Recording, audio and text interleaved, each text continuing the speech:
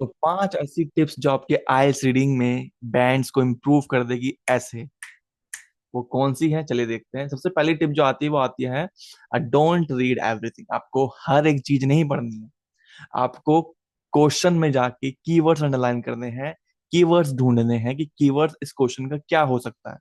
जैसे ही आपको क्वेश्चन का कीवर्ड मिल जाए, वही सेम कीवर्ड आपको पैसेज में ढूंढना है, ठीक है, पैराग्राफ्स में ढूंढना है। Then if you find the keyword, then मैं आपको श्योरिटी के साथ बताता हूँ कि दो दो लाइन ऊपर दो लाइन नीचे पढ़ लेना, आपको आंसर मिल जाएगा। पूरा पैराग्राफ पढ़ने की जरूरत नहीं है। दूसरी टिप आती है हमारी, रीड द क्वेश्चन फर्स्ट। आपको पैसेज कोई सा भी हो, पैसेज 1 हो, 2 हो, 3 हो, उससे फर्क नहीं पड़ता। आपको सबसे पहले क्वेश्चन पे ध्यान देना है, क्वेश्चन क्या पूछ रहा है वो चीज को आपको समझना है। सबसे पहले आपको क्वेश्चन रीड करना है। बट अगर मैं बात करूं लिस्ट ऑफ हेडिंग्स की, ठीक है, लिस्ट ऑफ हेडिंग्स में आप लोगों को पैसे पैराग्राफ पहले पढ़ना पड़ेगा।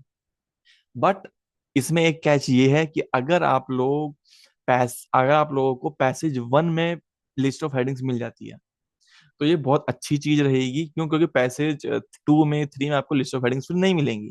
ठीक है, आपको which information is given in the which passage वाले क्वेश्चन मिलेंगे, वो इजी है, वो उनका अलग है फंडा। बट आपको पैसेज 1 में अगर मिल जाते हैं, तो आप लोग पैराग्राफ की 2 से 3 लाइन पढ़ोगे ना, आपको आंसर मिल जाएंगे। ठीक है।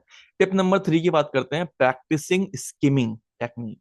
तो आप लोगों को स्किमिंग टेक्निक पे बहुत ध्यान देना है। स्किमिंग टेक्निक हो गई, स्कैनिंग टेक्निक हो गई, आप लोगों को इस पे बहुत ध्यान देना है। तीसरी चीज जो आपको ध्यान देनी है, आपको ध्यान देना पड़ेगा कि भैया कीवर्ड क्वेश्चन का कौन सा होता है। ठीक है। अगर क्वेश्चन में लिखा हुआ है 1989 सपोज, है ना, तो वो 1989 एक ऐसा कीवर्ड होगा जो आपको पैसेज के अंदर किस पैराग्राफ को आपको रीड करना है, किन लाइन को आपको रीड करना है, वो 1989 अकेला आपको ले जाएगा वहां तक।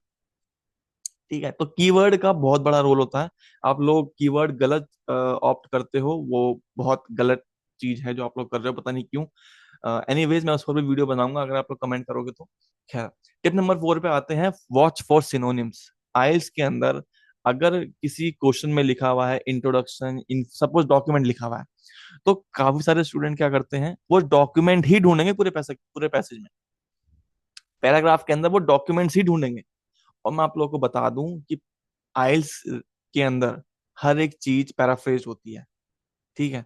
रीडिंग की मैं बात करूं तो रीडिंग के अंदर आप लोगों को जो क्वेश्चन में वर्ड दिया हुआ होगा, नेम हो गया, ईयर हो गया, ये सब चेंज नहीं होंगे। बट इसके अलावा जितनी भी चीजें होंगी ना, वो सब पैराफ्रेज होती हैं।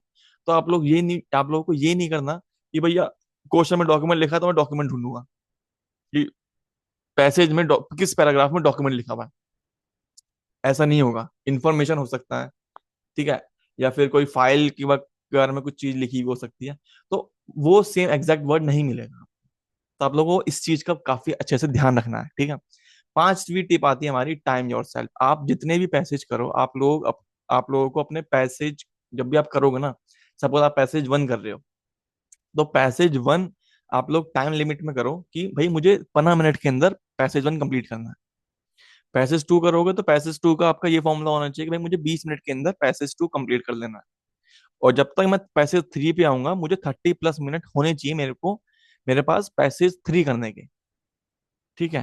चाहे वो 31 मिनट हो, 32 मिनट हो, कितने भी हो, डजेंट मैटर, बस 30+ मिनट होने चाहिए। ठीक है। मेरा कहने का मतलब बस इतना सही था।